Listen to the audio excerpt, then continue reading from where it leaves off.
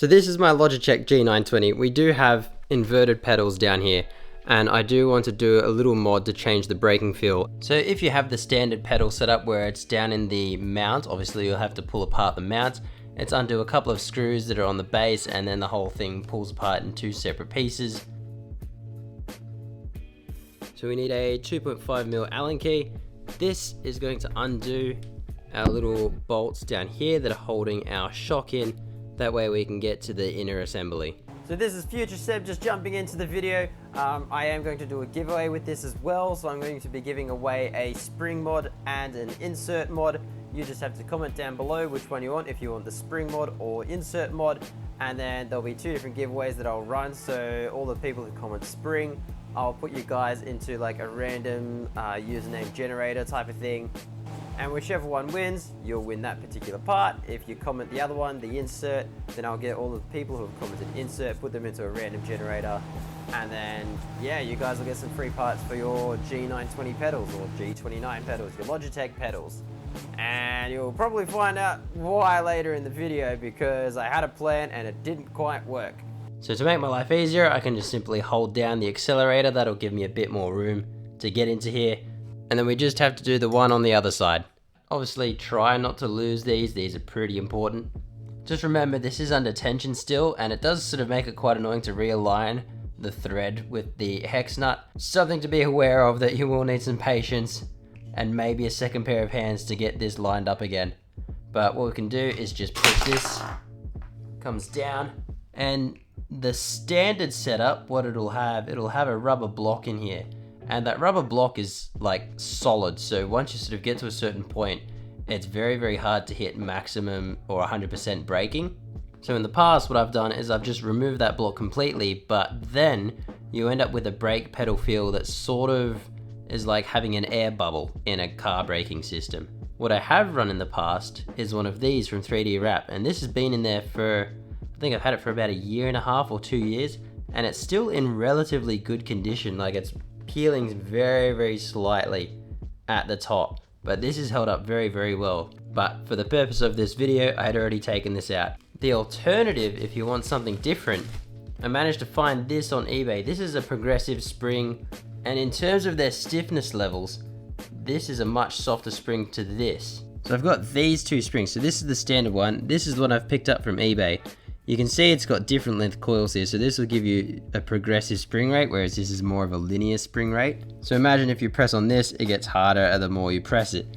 Whereas with something like this, it's going to be more of a curve, so the more you press it, it's going to get firmer, but it's going to go up at a progressive rate. So this should feel more like a real car.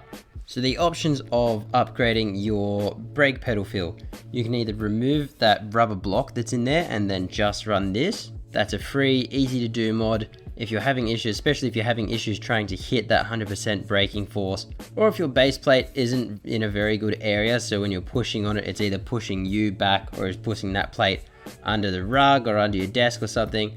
Remove that rubber block and you'll find that you can hit that 100% braking much easier. Or if you're wanting to make your brake pedal feel a little bit more realistic, you can go to 3D Wrap. They've got various inserts that you can chuck in.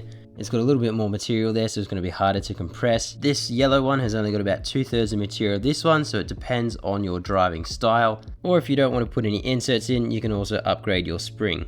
I think for this video, I want to get a bit more of that softness out of the top end of the brake travel.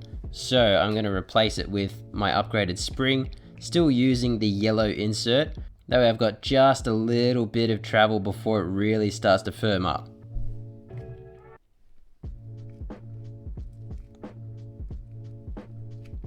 And then once you've got it bottom out to the little base down here, you're good to chuck that straight back in with the base going this way. This goes up to the top of your brake pedal.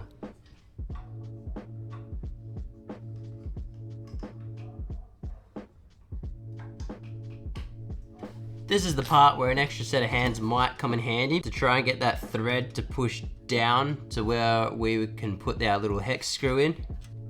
So I think I'm going to use the assistance of another Allen key and use that just as like a spacer to try and push this down towards that hole for me, just because I'm doing this by myself.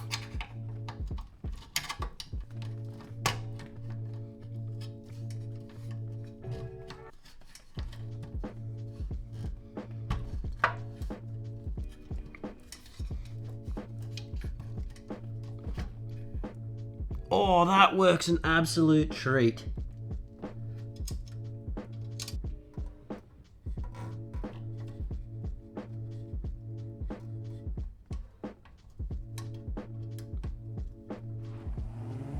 Alright, so here is the flaw that I've just found out with this thing. I've done a little bit of testing, and it seems like this particular combination, there's not enough brake travel for you to actually hop on the brakes properly. So if you're gonna do this, don't combine the insert with the stiffer spring, because it won't actually let you compress it enough to actually get on the brakes. Alright, and 3, 2, 1.